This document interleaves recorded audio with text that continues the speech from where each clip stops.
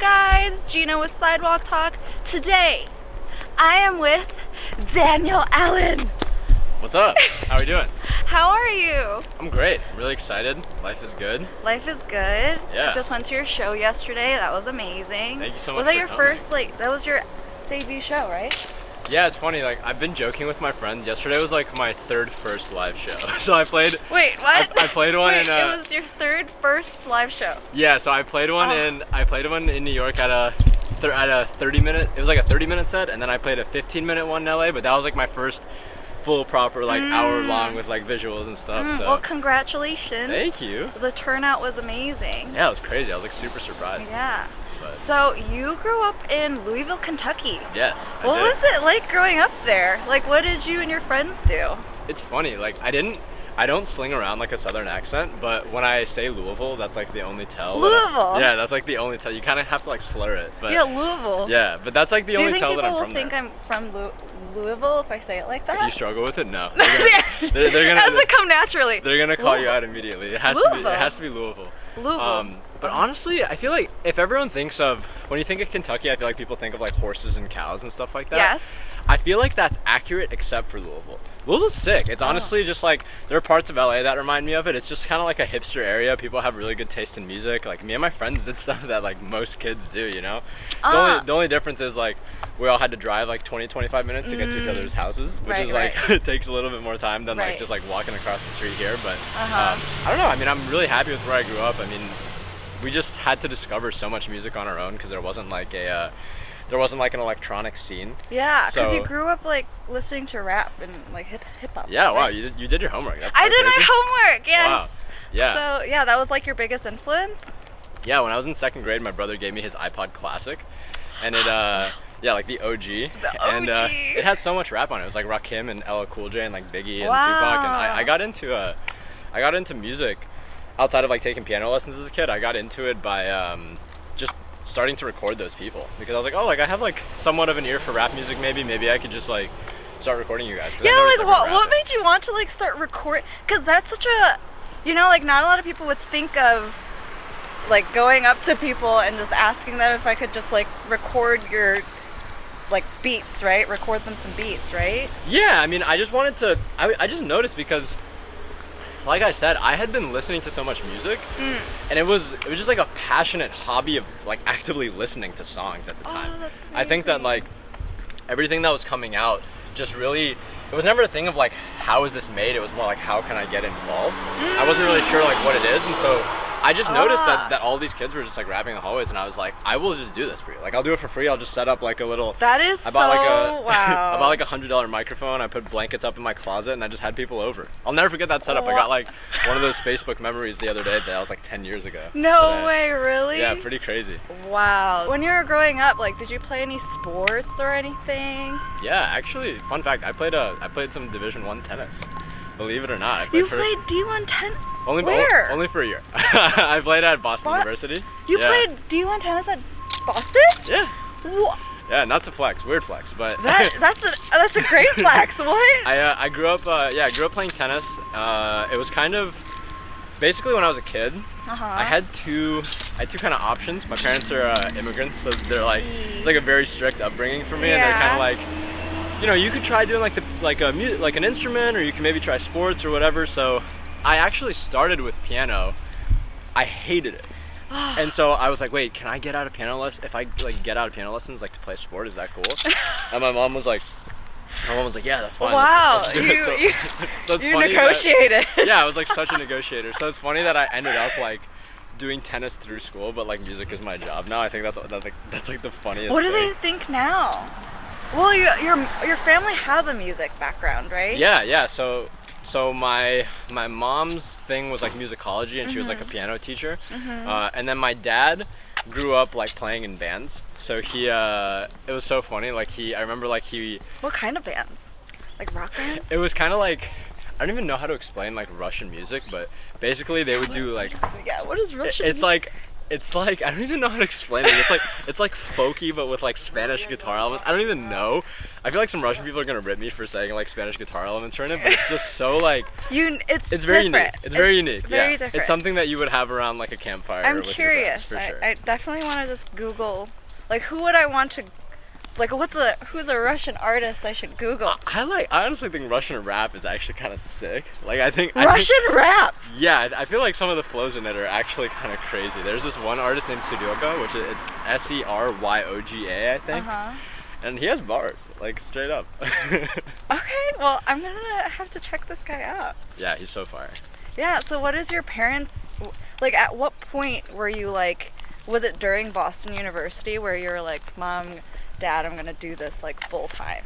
Yeah, so like how was that whole process? So it was actually my freshman year of college. I got really sick, and I don't really know what it was, but I was just like, for a whole week, I was just like bedridden, and it was really terrible. And my parents, just like being the parents they are, they just drove from Kentucky to Boston. It was like a 15-hour drive just to like make sure I was okay. It was very cute.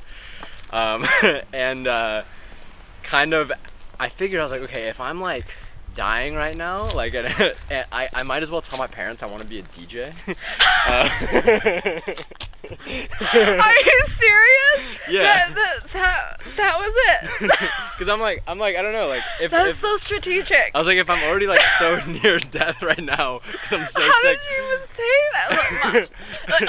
Like, you're like dying and you're done. Like, by the way, if I ever get out of this. Yeah, straight up. I was like, Mom, Dad, I want to be a DJ, and like a producer. And I had this whole plan like set up. Like, that's amazing. I made an Excel spreadsheet of how I would pay all my bills and like what the expenses would be. It was crazy. Like I stayed up to like 4 a.m. every night working on it. While you were sick. Yes, while I was so sick. You could have a bigger, or you could just like convince it's like immigrants. I mean, immigrant parents, they like plans. Like if you have something that is like. So like what did you say? I was literally like, I was like, I'm gonna work at Starbucks. The minimum wage in California is currently $14.25. The rent is gonna be $7.50. Like I literally was like, here's this, you know, like straight up. I made them a whole document on like what my plan was. So I feel so lazy in college now. Like no, so like here I'll like figured out your life. No. Freshman year of college. I'll make it more honest though. I did not. The rest of the story is not like I didn't just move straight to LA like or whatever. So like after I told my parents that, their reaction at first was like, no way. I get it. I've like since kind of learned to treat it like very empathetically, but what I did do, the agreement that I came to is I want to take a year off of school. So I'm gonna go. I decided to go live in Murfreesboro, Tennessee. It's like 30 minutes outside of Nashville. And I went to like a production school, and the most important thing was like. You went to production school? Yeah, but kind of. I'll get there. But I paid for it out of my own pocket. So I was like a delivery driver at Jimmy John's to do it.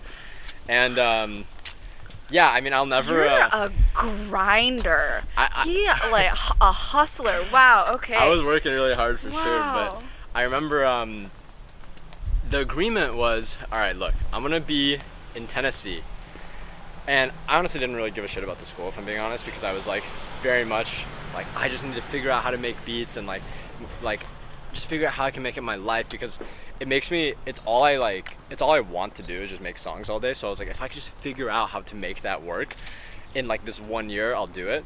But the reality of it is I just wasn't ready yet. Like looking back, I think that there are certain things that as hard as you work, you just can't like rush them. And I just needed to be able to have a moment to like, you know, figure out what a life like that looks like. And I think that what was most important about that year for me was I kind of learned what the worst case scenario of my life could be, which is like, you know, for a lot of people, I was a worst case scenario. Like I was a college dropout in a lot of ways, and I was a delivery driver at Jimmy John's and whatnot. And I remember just being like absolutely blissful, because I was like, damn, I just drove for 12 hours for Jimmy John's, and I mean, all I was doing was like listening to podcasts or like listening to albums, and it honestly wasn't even that bad. And then I could just like go home and make beats, and like rent in Murfreesboro was $350. Yeah. So I was like, wow, like I it was what? $350. What? for a bedroom. Yeah. For a one bed? No, 4-bedroom, but I just got 1 bedroom. Like my share of the rent was $350. $350? Yes. So I need to move here. So like 2 shifts like covered my rent for the month, basically. What? So I was like, wow, oh. okay, you're smart, yeah. Okay. So it was kind of just like, yeah, if I could I realized then and there that I was like, oh, like there's no like problem with like if I have to go to LA and like be an Uber driver or whatever it is, like it's all good because I get to like come back and like work on music. It's not like a problem thing. Mm-hmm. Anyways, yeah, after that year, the agreement that I made with my parents was like, I'm gonna leave BU, and for 1 year I'm gonna try to do music full time, and if I can't accomplish it, then I'm gonna come back to BU. So I didn't accomplish it. I was just like, it was really hard to do, but I was like, and I also didn't want to like make music for money. Like I wanted to, obviously there's like a practical component to it, but it was like, if I like sat down to make a song and if it ever entered my mind that this is like for money, then I never made anything, like I never made any good music because it didn't come from like an honest place. Yeah, wow. So when I went back to BU, it was kind of just like, I was like, okay, like I'm back here, I'm back kind of at square one. And I had 3 years left, and my main thing was, I didn't want to do, I was doing music with school on the side, not school with music on the side. And so I kind of didn't really care about my classes too much. Like I did enough to get by. You studied marketing. Yeah, I did.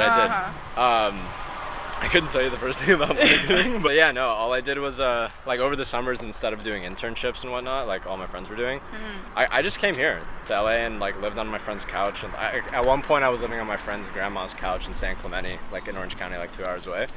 And then I would just like commute here for sessions all day. So yeah, it's kind of the synopsis. Wow. That you have, and you're 24. Yeah. By the way, like this is all happening and he's still 24. Crazy. I feel like I didn't even like figure my stuff out like. I mean, I don't think I have all my shit figured out. Sorry, I don't know if I'm allowed to cuss, but I. No, yeah, you can. I think that everyone. I still have like the existential crisis on a Tuesday that most have, so I don't think it's that uncalled for. At what point were you like feeling confident about producing? I still think that I have moments of maybe not feeling as confident, whereas moments, I think that I kind of have streaks, but I think what really helped me is I started detaching like my results. So, okay, what's most important to me is just making music regularly rather than like making a good song regularly. Because I used to think that, okay, like if I spend 8 hours in the studio, and I make a bad song, then like I wasted my day, because I'm like, man, like, oh, like that's not a song that I can put out, or that's not like a, you know, like I didn't move forward today. But when I started thinking about, no, like I showed up, and like Ed Sheeran kind of said it best, and like I don't remember if it was like Kimmel or Fallon, but he was like, you kind of have to just keep the faucet. You just have to like kind of turn on the faucet of your creativity, and then like, of course it's gonna be like rusty at first, and there'll be like some drops, but eventually like the water will like come through. Yeah. And it's the same thing for me. It was just like, if I'm just like showing up and like making songs, even if they're bad, then at least that's just as good as like showing up and making a good song in an hour. I met one of my like idols at a party like 6 months ago. I met Madion, and I was like, I got to talk to him. Like I was, for like 2 hours, I was like, man, how do I approach this guy? Like I don't want to be a weirdo, but like, so I asked him, I was like, yo, like what's your relationship with your creativity? And he was like, honestly, man, he kind of said what I was thinking, which was like, every time you do a session or sit down and make a song, don't worry if it sucks. Just be proud of yourself that you like did something, you know? And I was like, damn, like hearing that from someone that, you know, I remember like I watched my freshman year of high school. That's like a really good perspective to have. Yeah, and it makes sense because he's such an incredible talent. But I remember my freshman year of high school, I watched the Madion like mashup, like the one that kind of went viral and went crazy, and just like hear that from him firsthand, I was like, wow, like that means a lot. So. What DAW do you use? Ableton. Oh, what are your favorite plugins? My favorite plugins. Depends for what. I've been into your go-tos. Recently, I like the Farfisa from the Arturia bundle. I like Thermal from Output. That's a good one. And what's another one? I'll give one more. Valhalla Vintage Verb always. Yeah, I keep hearing Valhalla. Valhalla's fire. How often do you work on music, would you say? I work on music every day, but that doesn't always look like, 12-hour days. Yeah. It's like, I just try to do something. So literally, like yesterday before my show, I made a song, but it's very much like I said, if I only have an hour and I can only make like a piano idea or a chorus or whatever, I just try to bounce something every day. So if that's like a full idea, great. But if it's like a voice memo or whatever, that's just as good. How do you get over writer's block? I mean, I think that I feel like writer's block is interpreted as a bunch of different things. Like for some people, it's like this moment where they can't work on music for X amount of time. And I think earlier on, I definitely experienced that. But for me, trying to just make something regularly kind of helps me combat writer's block, because that way I have a lot less of an attachment to if it's good or bad. I think that if I make 30 songs in a month, what I used to do is if I made 3 songs or 5 songs in a month, I had to attach to one of those because I'm like, oh man, one of those has to be good enough to put out or whatever. Yeah. Whereas if you make 30 songs in a month or 30 ideas in a month and you still remember one of them at the end of the month, obviously you're damn, that one stands out after 30 beats, obviously that's the one that I should pursue. Whereas if it's just a few of them, you kind of have to, I think that's kind of where writer block has stemmed from for me in the past, but it's just really about, for me, trying to do a little bit every day. So what do you think is the biggest challenge that you face musically? The biggest challenge, or personally, or both? The biggest challenge that I faced musically, let me think on that. I would say for a while it was, and I still think in a way it is figuring out what my identity is sonically. I definitely know who my influences are, but who are your influences? Definitely I love Flume. I love Kanye West. I love Deza. I love LTC, Liz Child. Those are very good. Yeah, I would say they're all very incredible. Good. Madion's great. A lot of people outside that world. I love Tyler the Creator. Yeah, I mean, kind of everything. I mean, Dijon, really. Everyone. There's some. Mac Miller was the Russian rapper. Yeah, the Russian rapper. But yeah, I think for me, what's really helped me, but this used to be a big kind of struggle, was I'm starting to just move forward by doing EPs and projects and stuff like that. And that really actually helps me establish more of a sonic identity and figuring out what that looks like, because I can kind of chalk it up to be oh, well, this is just part of this project or part of a phase in my life or whatever, Yeah. So that's been the biggest struggle, but that's when I used to put out singles, and I think after putting out this most recent project, it's cool to be oh, that's my identity, at least for now, I see. That bouncing off of that, the whole singles EP album approach, I keep hearing a lot of people now, they're changing their strategy to do more single releases, right? To give it more attention to those singles. But totally. And they are avoiding EPs and albums and stuff. What's your thought on that?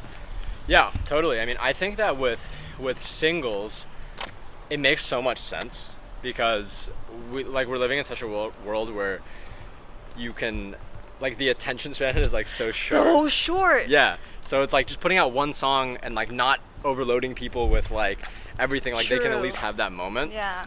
And just really go all in on that moment. If you have one song that's coming out and you make 100 TikTok things for that song, then that's way easier than trying to spread that across a whole project. True. But for me, I the thing I like about EPs is that, at least maybe even if some songs on it don't perform as well, I'm able to better tell a story for myself. So yeah, I mean, I'm for every project that I'm going to put out, I'm still going to put out singles for that project that people can focus on, but there are other songs that maybe wouldn't perform as well as singles, but I still want them to be a part of it. Like I just put an interlude on a project, which I've never done, and I still very much want to put that out, but it couldn't really live as a single. So that's kind of why I like projects a little bit more. I see. We have a bunch of questions, so before we jump into that, what do you want to be remembered for? What do I want to be remembered for? What do you want to be remembered for? Wow, that's a tough one. I probably want to be remembered as someone that like inspires other people. I think that's really important to me. When I was like 18 years old, I looked up. I actually used to watch this like interview series all the time. That's amazing. And just like looking up to a bunch of other artists and like hearing their stories, and I just kind of want to be able to spread what I'm doing, and I don't know, just show people if you like work hard enough at something, you could totally do it. So as cliche as it sounds, that's like, I mean, what I'm most interested your in. story, like everything. We're gonna jump into like this whole NFT business For sure. soon, because I'm sure everyone wants to know about that. But For sure. like you've worked so hard, seriously. Hey. Okay, guys. All right. I'm the captain now. There's so many questions. Sick. All right. Look at me. First. I'm the king of the castle right now. Yeah, you are. Let's go. Thank you. This thing's heavy. Wow, sick. Okay. How many bucket hats do you own? Personal or merch? Well, personally. Okay, personally, the first one I got was a Girl Gang bucket hat. How did you even get into bucket hats? Honestly, straight Yeah. up, I didn't want to get a haircut. And Oh. my hair kept getting in my eyes. When did you start getting into bucket hats? Like 6 months ago.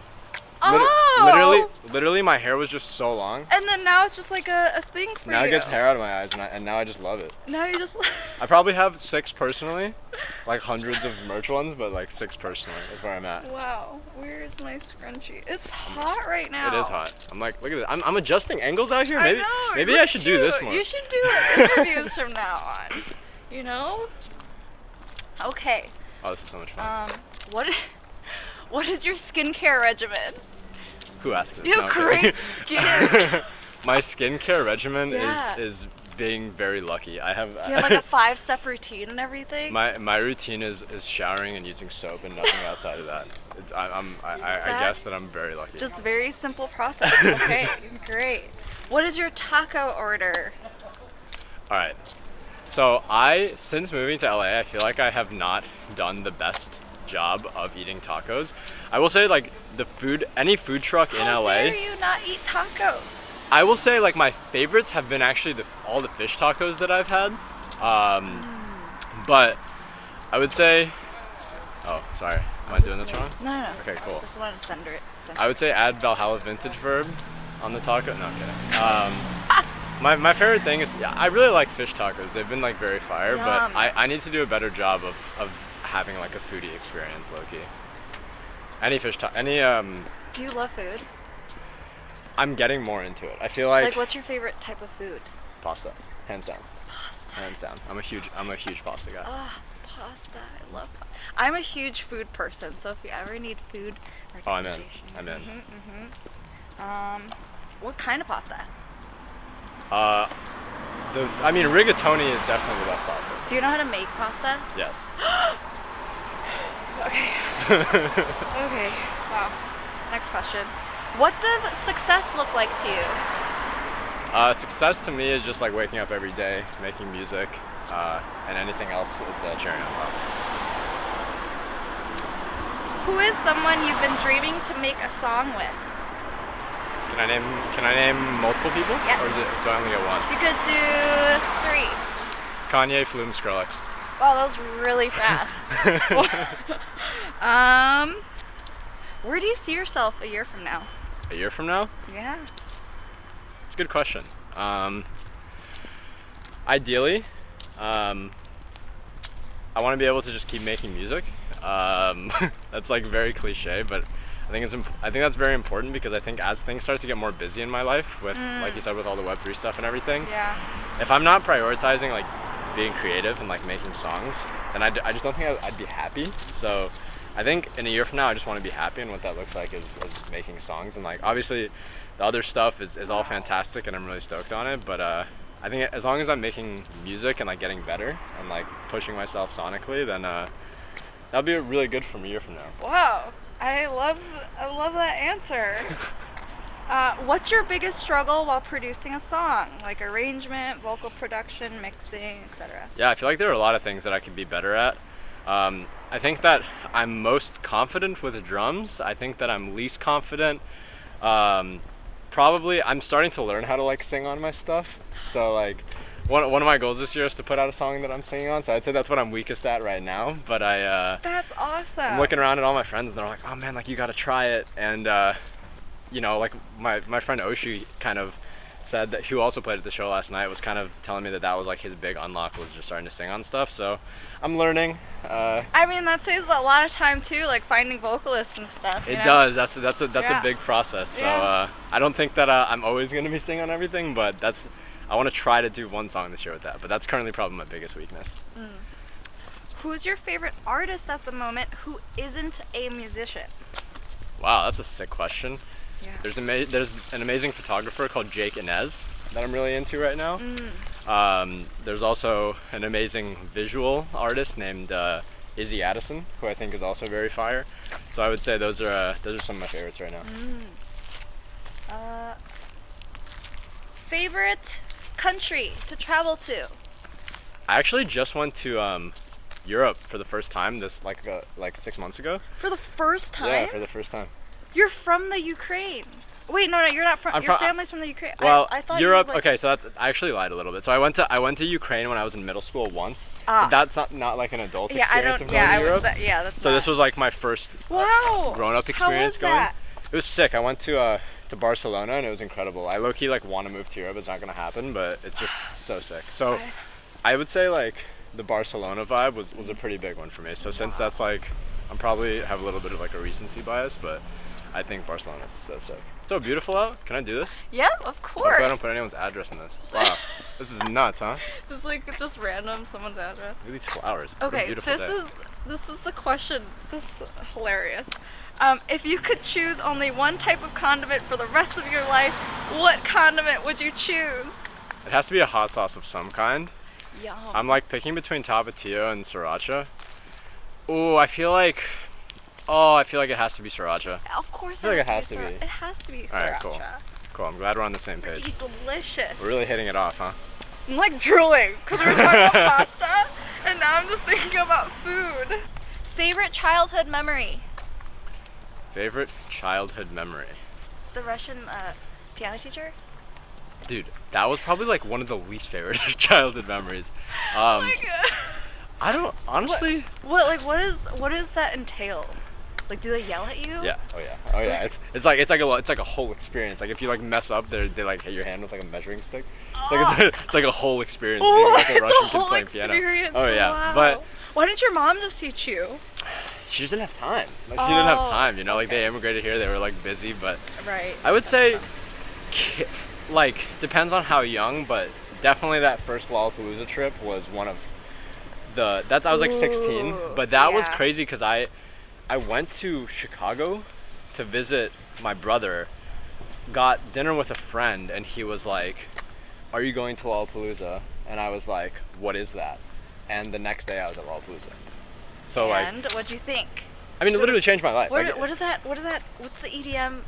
I went to the festival. Sperry? Perry's. Perry's. Yeah, Perry's. Yes. I went by myself to Lollapalooza, and it was like the sickest experience. Like the first artist I ever saw was Above and Beyond. What? Wow. Yeah, it honestly changed my life. So I would say like that's like I was like 16, so definitely like still a kid, but that one I would say just totally changed the trajectory of my life. So that's probably it. Look at these oranges. We got some oranges up top. Your biggest fear? Pretty scared of sharks. I would say I'm like low-key horrified of the ocean sometimes, and it's weird because I like swimming. The ocean. I'm just scared of sharks. Like I don't know. Sharks. Yeah, I don't know why. I think scared of sharks. Wow. For whatever reason. Snakes like. Snakes. Yeah, I would say I'm pretty scared of those. What is the worst job you've ever had? The worst job I've ever had? The worst job. One time I was One time I was a tennis coach over a summer, and it was sick because the kids I worked with were really cool, but my boss was a little mean. So I would say that's it. It's always a mean boss. Yeah, I mean Why? the kids were awesome though, but the boss was just a little mean. Yeah. Okay, if you could choose any superpower, what would it be? I feel like it has to be like flying, right? Yeah. It has to be, right? Because like being invisible is like low-key sketchy. I mean, there's like telekinesis, move stuff around. Yeah, I mean that is pretty sick. But just like imagine like beating traffic, because you could just fly somewhere. What about teleporting?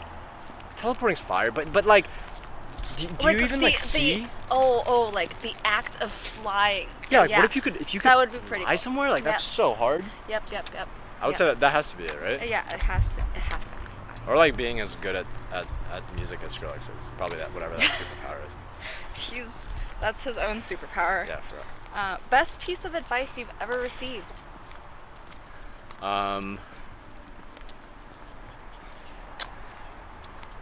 Best piece of advice I've ever received. Let me think on that.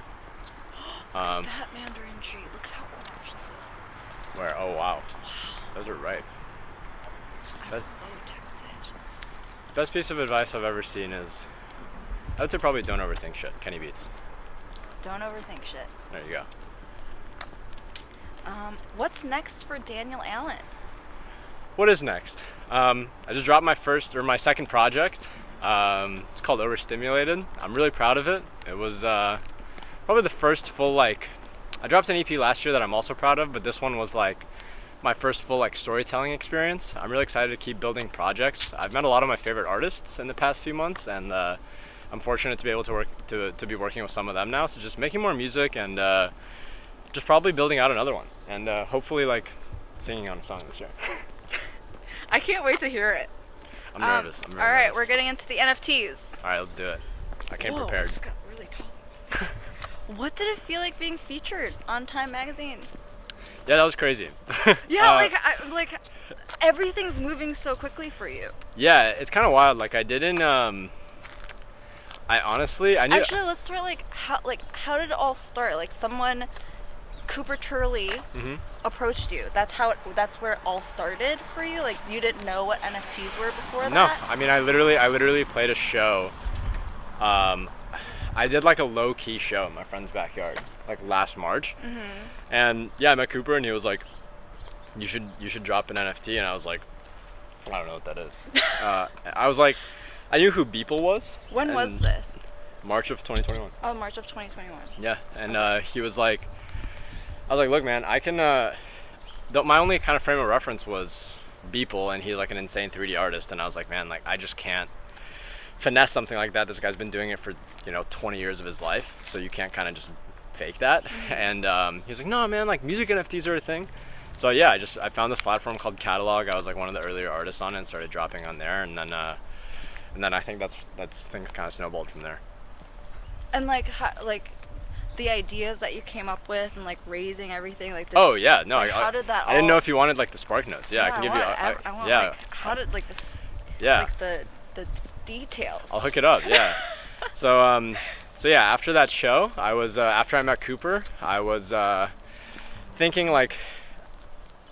do I do some sort of a record deal maybe, or is there another way? And I got a few kind of deals that I was looking at, and they were sick, but they just weren't for me. And I was already living in LA doing music, and I had been for a little bit over a year, a year and 2 months. And I was doing mixed master stuff, but I wasn't doing as much artist related stuff, and that was important to me, at least creatively. Oh, you mix and master all your stuff? Yeah, but I was also doing it for clients and stuff. That's how I was making a living here and whatnot. And I was like, well, worst case I could just keep mixing stuff, which isn't a bad gig at all. Wow, it's actually hot outside in January. Can you believe that? I'm sweating right now. Sweating. For real, this is crazy. I'm trying to find yeah, this is tough. Ooh. We could go across the street. That was fine. Shadowy. This is great. It's we're building character right now. Right? Sauna. I feel like a crazy person. This is the sidewalk talks. Big sidewalk talk energy. So, yeah, I basically I dropped the music NFTs, and then eventually I went back to Cooper and I was like, hey man, like I kind of have, maybe we can find a way to give ownership to like some of the fans rather than a record label and have like the fans be the label. And you know, he was kind of like what made you even like think of that? I don't know. I kind of it's just like you're just like, I want to give ownership to fans instead of record. Well, yeah, I mean, I was just curious to see if it would work, honestly, because I guess the worst case scenario for it is like I could just keep dropping music NFTs and keep doing like mix master stuff and be like totally happy that way.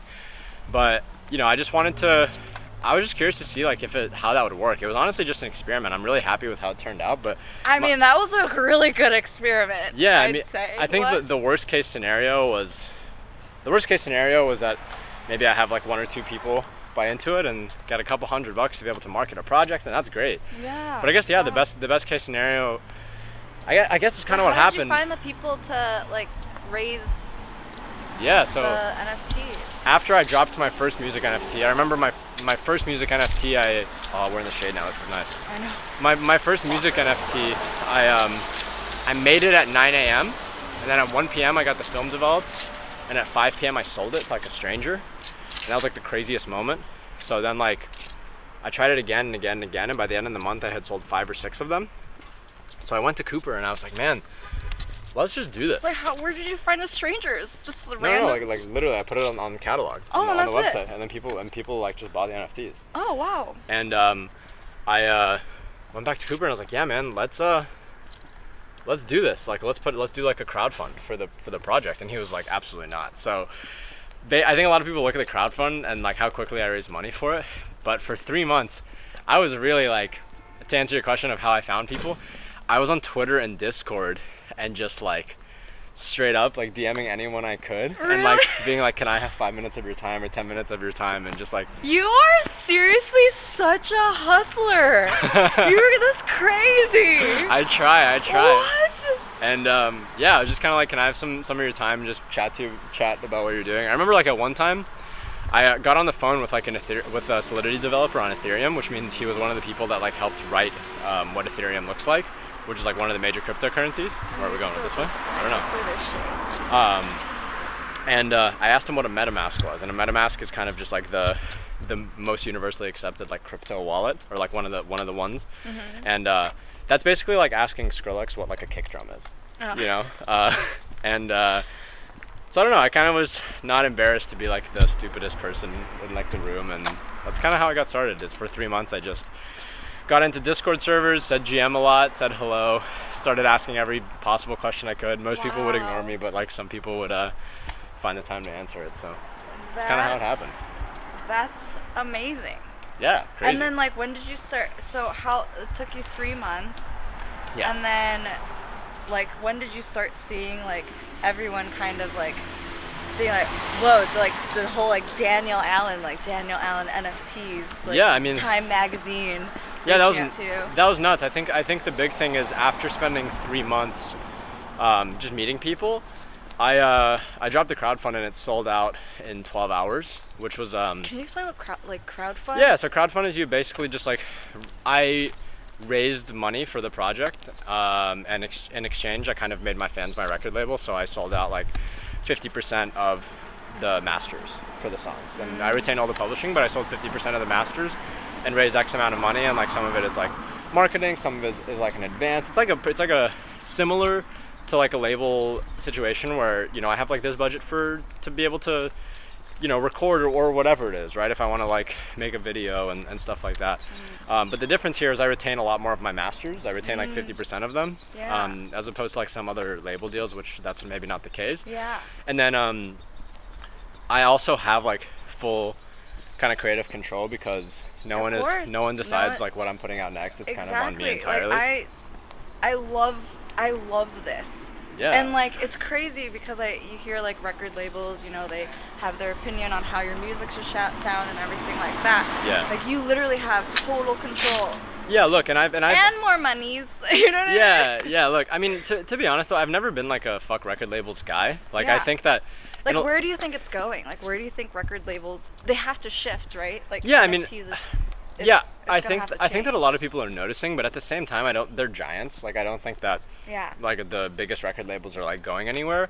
I think that there's a world where they like start to work with these artists as like a patron and start to like be able to, rather than investing like capital, they can invest with infrastructure. And I think that that's what's going to be really interesting. It's just like, oh, like you have some money to raise a project, but we have these resources. Like maybe we'll be invested with our network and whatnot, rather than just being a bank.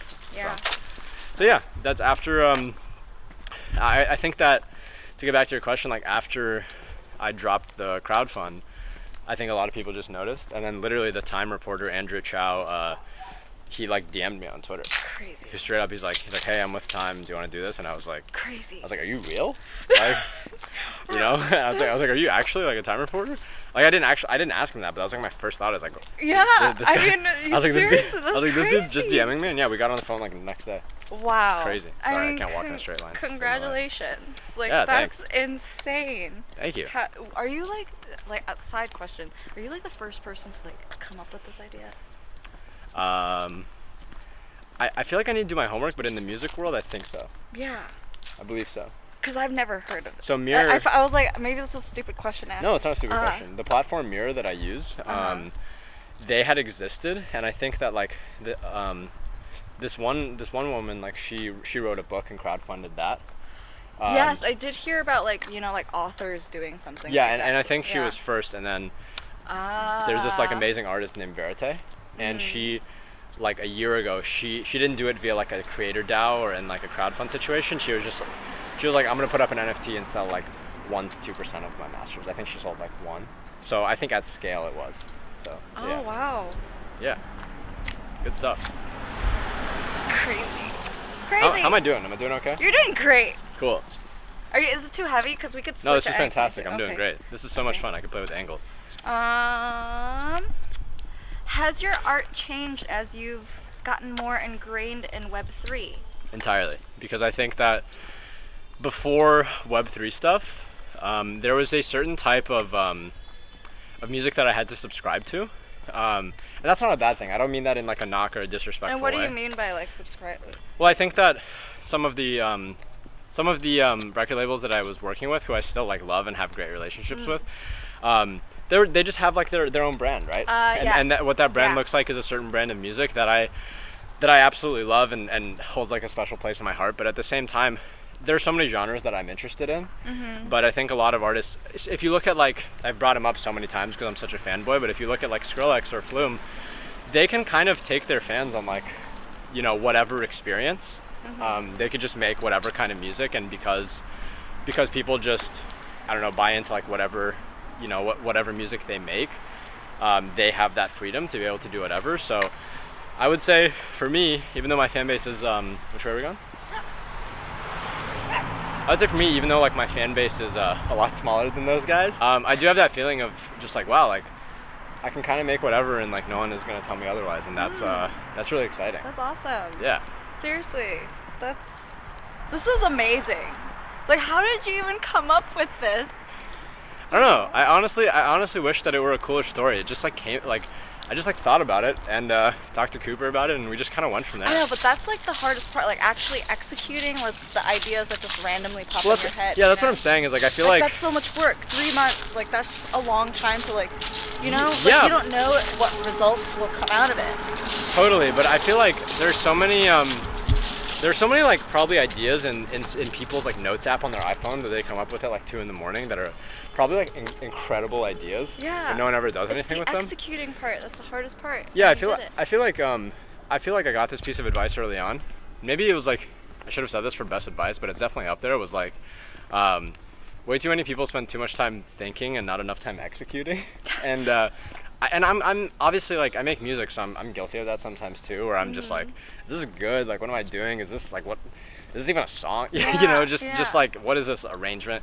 But I feel like if you just kind of see it through, then you kind of get closure. So like, worst case, it obviously doesn't work out, but best case, you could be doing something really cool. So I think I just got like a little bit lucky that idea was it for me, Yeah. Wow. Wow, what a lovely neighborhood. How does one get started in the NFT space as a musician? Yeah, I think the dope thing about NFTs and the Web3 like music space is you don't have to invest with money. You can invest with time. I think that a lot of people look from the outside and they're like, oh man, like I have to be rich to be able to get into NFTs. Like I was very broke when I got into NFTs, straight up. And so I was like, okay, if I can't invest in money, I'm just gonna put my time into this. So what that really looks like is, if you guys don't have a Discord, getting a Discord, because that's basically the two places that like Web3 stuff lives right now is Discord and Twitter. Everyone jokes about crypto Twitter, but straight up, that's like, so there's so many people on there like with really interesting thoughts, and it's kind of like a public town hall. Whereas Discord is kind of like I guess like the Facebook Messenger or like the email in a way. But there are like these amazing Discord servers like Songcamp and Sound.xyz and Catalog and Forefront, Seed Club, and FWB. Like I could name all of them, but you just find so many like-minded people in there, and it's still so early on that you know, there's so much space to grow and meet people. Any advice for the newbies in the NFT space?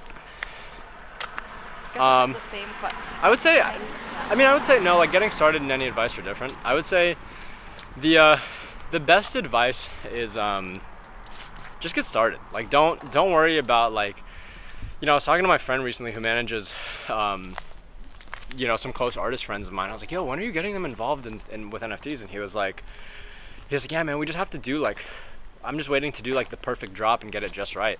And I was like, man, like it really doesn't matter. Just like show up and start experimenting. No one's gonna judge you. Like it's like a safe space to kind of do whatever. So don't worry about what other people are doing. Just kind of start, and like if you have an idea, just execute it and see it through. Last question. Which artist are you planning to nominate on Sound XYZ? Is that something, or yeah, you don't have to totally. answer. No, I can answer that. Oh. So I was just being silly. So I get one invite, and I'm nominating my friend Bloody White. He's just like an incredible artist. Right there. Cool. Hello. I was about to say good shit, and that just felt bad. Yeah, I'm nominating an artist named Bloody White. He's probably my biggest collaborator of last year. We're actually starting a band together, which is exciting. What? Wow, that's so cool. But yeah, so we yeah, he's just like an incredible artist. You know, inspires me a lot. He's younger than me. He's 21 years old and just like killing it, and honestly one of the craziest talents I've ever seen. This younger generation. What is happening? So yeah, that's where I'm at. He's amazing. Wow, amazing. Well, Daniel Allan, thank you so much for being a part of the channel and Thanks for having doing this interview. Thank Hell you. yeah, I'm so stoked. You're killing it. I'm so stoked I got to be here. Like I said, I watched this so much as a kid, and I always said I was like, oh, one day I'm gonna do this. Aww. And it's cool to actually like be here and be doing We're it. here. So good stuff. We're out We're here. here. We're out here. Wow, these angles, I could literally do this all day. All right, well, cool. We're gonna go sweat probably because it's so hot outside. Bye, guys. Peace. Thanks for watching my vlog. No, I'm kidding. Thank you. Yeah.